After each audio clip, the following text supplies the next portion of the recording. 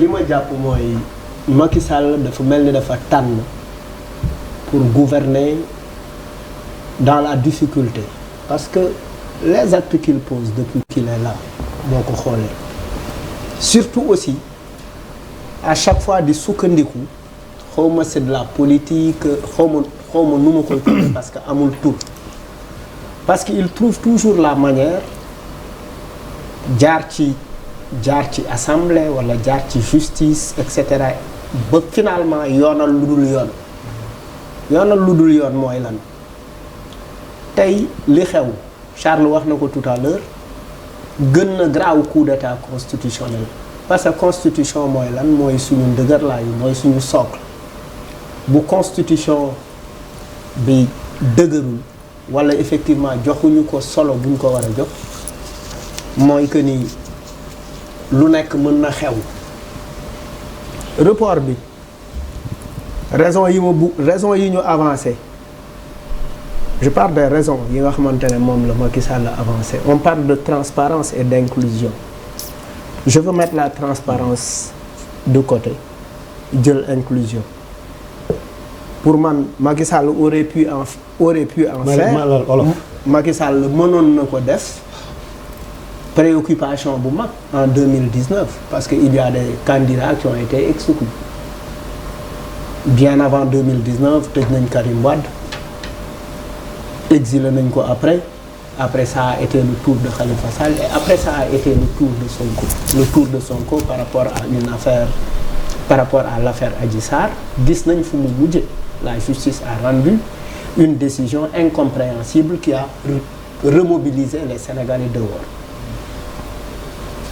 mais ñu jàpp ni li affaire boobu situation yooyu li muy am yëpp malgré les casses malgré tout jur na éveil de conscience yeena askan wi gunge opposition ba opposition ak pouvoir nekk ci presque ballottage nekk ci li ñuy woowee cohabitation assemblée neex trop ba loo xamante ne du lu ñëw rek mën fa jaar mais tout de suite après cette situation tous ces députés qui ont eu le mandat du peuple ont oublié le peuple pour aller gérer li nga xamante pour aller dem toppatoo loolu ñuy woowee intérêt partisan parce que finalement wax nga ko Abdourahmane qu'est-ce qui finalement c'est le peuple à la limite c'est du peuple qu'on se fout c'est de sa souveraineté qu'on se fout parce que le peuple a donné mandat a fait confiance à partir xëy na de programme à partir de discours à partir d'éléments de sensibilisation sur solo su ñu jàppale leen pour effectivement réew mi doxe neneen ñu wóolu leen après on a vu des intercoalitions on a vu ay affaires yu contradictoires yooyu yëpp mun nañ jàpp ni sax am na lu ñu ci mën a comprendre mais li ñu mënul comprendre jusque là parce que dañuy évoquer les raisons ne inclusion évoquer transparence pour man le report moom mooy la première violation du principe de transparence pour man report bi loolu rek la wone maintenant fi nit ñi war a taxaw mooy Badara wax nga ko toutes ces personnes qui sont sorties aujourd'hui il faut que ñu mën ko mesurer ñu xam ne que aujourd'hui les Sénégalais dans leur entière majorité ont décidé de se mobiliser avec ou sans les politiques et ça va aller crescendo loolu bu leen ko xeeb parce que vous êtes à l'Assemblée pour man la question qui se pose aujourd'hui dont il s'agit le contexte dans lequel nous sommes waxal wolof contexte bi ñu nekk contexte wu élection la kan mooy l'élément principal ci élection ce n'est pas l'élu ce n'est pas le candidat c'est l'électeur c'est la fête de l'électeur l'électeur doit célébrer son droit dafa jóg wuti na carte électeur am yeewu na fajar rang na dugg na fii jóge na Dakar dem na Mbacké changer adresse am juste pour s'exprimer te expression boobu noonu effectivement fa la jàmm nekk mais boo ko xañee fi jàmm nekk da nga koy yóbbu fi jàmm nekkul lañ nekk actuellement et ce sont ces députés qui habitent avec des populations dans les quartiers ce sont ces députés qui habitent avec ces jeunes qui vivent dans la précarité avec ces femmes qui joignent les deux bouts pour dundal seen njaboot. Il faut que ces députés qui ont voté cette résolution nañu jàpp ni war nañu peuple bi parce que effectivement du lii le peuple bi doon xaar parce que toutes les concessions en termes même de repli par rapport aux mobilisations bu ko peuple bi dafa jàpp ni ñi mu samp assemblée mën nañ ko régler le problème bi et finalement encore une fois naxaat nañu peuple bi c'est pourquoi aujourd'hui ngeen gis beneen type de mobilisation au dehors et puis ça va pas s'arrêter aujourd'hui bu ko gaa yi xeeb c'est une décision sans précédent te ëllëg lu am on vous l'imputera à vous. Donc tu fais l'apologie de la violence. Comment je fais l'apologie de la violence? Mais c'est extrêmement grave. Mais il a parlé de mobilisation, il a pas parlé de violence. Non, dafa ne ça monte en crescendo. Mais mobilisation ak violence. Il n'y a pas de mot. Amul benn mot bu ma utiliser. Violence. Mais si. Non. Après yow laay jox parole, je te promets. Malal continue. Mais yow laay jox parole après de la violence. Moi, j'ai pas peur demain qu'on me foute en prison.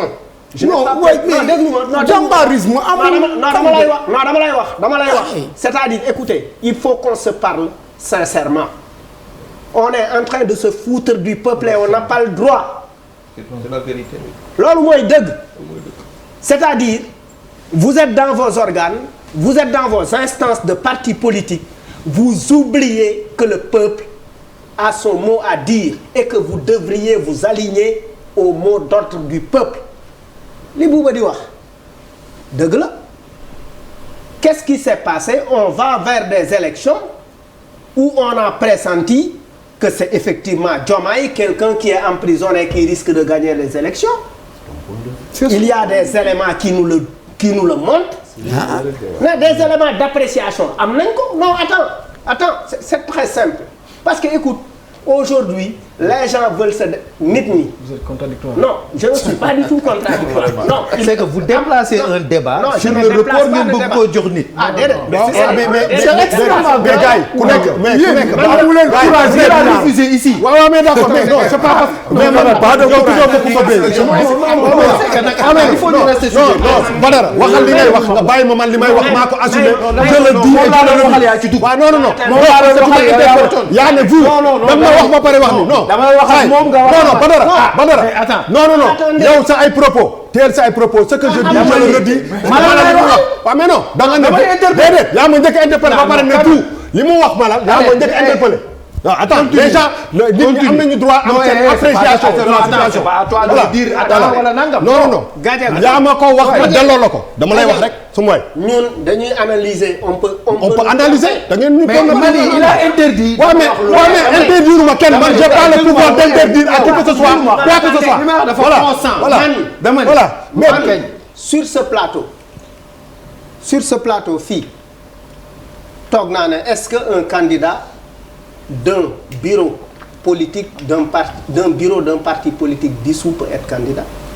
Je parlais de Diomaye. Mon analyse m'a trompé. Mon analyse de tout à l'heure par rapport ak li xew bu ñuy apprécier parce que il y a dañu nekk ci ay mutations politiques aussi dañu nekk aussi d'un point de vue dañu nekk nit ñi di théoriser ay alternance générationnelle nit ñi di am ñu ci taxaw. Il y a eu un parti politique bien précis qui s'appelle PASTEF qui a été dissous et ce parti continue effectivement d'avoir son mot et d'avoir l'adhésion des populations. Loolu mënuñu ko dindi. Loolu c'est un constat.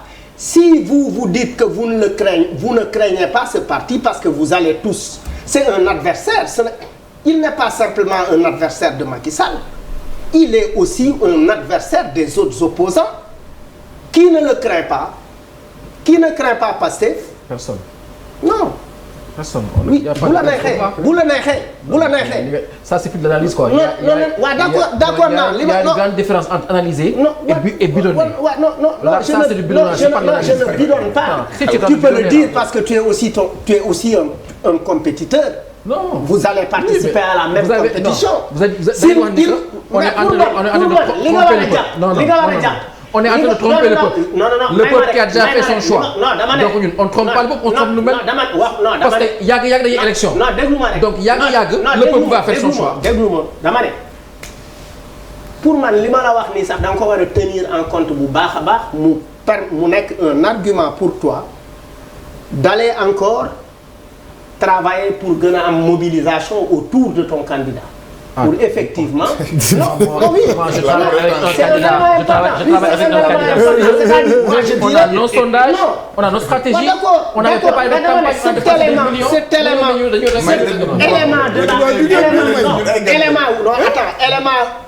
élément bi argument wu ni c'est une force du man maa ko wax. Vous le constatez, je le constate, keneen ak keneen le constat. C'est une force, on a aucun avec ça, c'est pas un problème pour nous. Oui, d'accord, loolu rek laa wax waxuma leneen mais c'est buñ doon wax tey les favoris aux élections kenn du ko ci génne. boo ci jiitu. oui non xam nga kenn du ko ci génne. non attendez may ma li ma bëgg non may ma li ma bëgg. mooy dëgg maintenant xam ne yéen a gën a xam ne yéen a dëgg. non dama ne. attention maintenant il y a un argument dafa am lu ma seetlu. bu ñuy wax merci Charles d'être un témoin du passé parce que ñun fekke wuñu 67 xamuñ ci lu bëri di nga ne amul opposition parce que c'est un argument maintenant bu ñu commencé dégg ci médias yi. beneen argument bi ñuy dégg mooy c'est l'argument c'est accuser l'opposition mais l'interlocuteur de Macky Sall par rapport à ces élections oui opposition ci la. Mais le premier interlocuteur de Macky Sall par rapport à ces élections, c'est le peuple sénégalais. Dire que l'opposition, oui, opposition, oui, am nañu, mais c'est pas ça le débat. Le débat, c'est le report. Le débat, c'est pas les auteurs du report ou ceux qui sont complices pour que le report ait lieu. Il faut parler du report en tant que tel. ñan lay agressé, lan lay gaañ, ban jeexital lay am ci sunu démocratie. Maintenant nag. Moi je suis quelqu'un de la rue qui marche. Wolof damay dox ci mbedd yi damay lekk mango damay lekk orange su mbedd yi damay lekk fonde ci mbedd yi damay dox di wax. ah déedéet man de fonde sama kër laa koy lekk. man par exemple damay. mais man est-ce que jul ci may gaar bi. non est-ce que da ngay màcc fonde pël Fuuta yi. déedéet man de du ma ko def alors non man bàyyi ko yow da koy def. am na ay fonde pël Fuuta yu jar 100 francs da ngay seex màcc. man moom man moom sérieusement. fonde du ko màcc. Malal su ma ko màccee xoolal Malal su ma ko màccee damay am jaare. non su ma ko màccee damay am jaare. non mais man du ma daal. fonde dañ koy lekk sa kenn du ko màcc. c'est du dur mais kii la. perturbe na soo biir day daw de. perturbe na li ma bëgg a wax mooy. mais si tu permets, c'est que vous avez un argument de taille qui a été boo xam ne benn journaliste français moo ko wax. dafa ne. Le président m'a dit qu'il ne veut pas se représenter qu'il ne veut pas partir parce que bëggul que le pays tombe entre les mains des islamistes. Mais kan moo fay islamiste. bu dee fallait démentirul journaliste googu. wax boobu am na solo wala amul solo. léegi non fi may tëjee. et qui est islamiste. kan lañ ko jox. non fi may tëjee der. mooy que ni xel day xalaat rek. man je suis en train parce que Badara dafa wax suspicion wax confiance. waaw. mais man loolu ànd na dama lay laaj. non àndul. ci figure de style. dama lay laaj rek ànd na. ci figure de style en français c'est une figure d'opposition. vraiment. xëy na sax antithèse la wala leneen. yaa ngi ñëw tam ci ñoom Charles fu mu nekk bul dugg foofu bul dem foofu bañal. xaaral rek figure de style. bul dem ci doom bul dem ci loolu. bul dugg si dellu sur Sénégal bul dugg si rhétorique. dama doon am ay 16 nag. mais élément la quoi. waaw mais fii du fi université. li ma wax dama ne. donc encore que philosophie. dama ne la figure d'opposition la li nga wax. rhétorique la dóor. suspicion ak lële. léegi man ça m'amène à dire quoi en discutant avec quelqu'un. wolof lim ma wax mu ne ma Malal bu fekkee Macky dafa am beneen plan pour Amadou est-ce qu'il ne veut pas en faire une victime pour se tailler. la part du leurre. non pour se tailler une sympathie. est-ce que fii ak quelque temps bu ñu nee Amadou par exemple dëgg la par exemple dafa yaa de li ngay wax ci. suspicion li ko waa PDS jiiñ parce que waa PDS ñoo ko jiiñ. pour man c'est même pas des suspicions c'est des accusations. C'est différent. Qui sont pas allés oui. au tribunal mais donc, qui sont allés à l'Assemblée nationale. Donc le coup de Jarnac. Donc accusation yooyu pour man est-ce que le projet dans le projet du PDS ba dugal résolution Macky amu ci beneen projet de faire parce que fii la victimisation elle paye elle permet d'engranger des voix. Est-ce que finalement aucun ah si aucun ah non si bu ñu la defee une victime bu ñu demee ba mu yàgg ne jàpp Amadou ne li waa PDS wax dëgg la ñu jékki-jékki.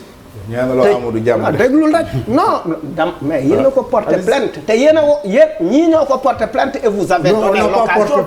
non ñii ils ont fait pire. oui et vous avez donné l'occasion. non da nga joxe. lii moo gën a grave plainte. lii yëpp ci scénario bi la bokk. film bi ma doon wax sax. film bi lii yëpp ay kii mais kon film bi du dox de xam nga lu tax. non film bi du dox. bàyyi ma daan s'il te plaît. film bi. moom bii du ngeen di bàyyi nit ñu wax. non li non. Malal daaneel yàlla mais yéen man presque lu ma wax fii. dama ne est-ce que si par exemple supposons mu nekk benn film rek bu gars yi di tëj ñu jàpp Amadou tëj ko 3 mois avant élection yi génne ko ne deful dara Sénégalais yi ne maa xalaa Macky mu koo bëgg. mais Malal benn question benn question rek ci loolu logique boobu mu wax. xalaat Malal benn question Malal. xalaat la benn question rek benn question de pour Malal. comme aussi. Malal.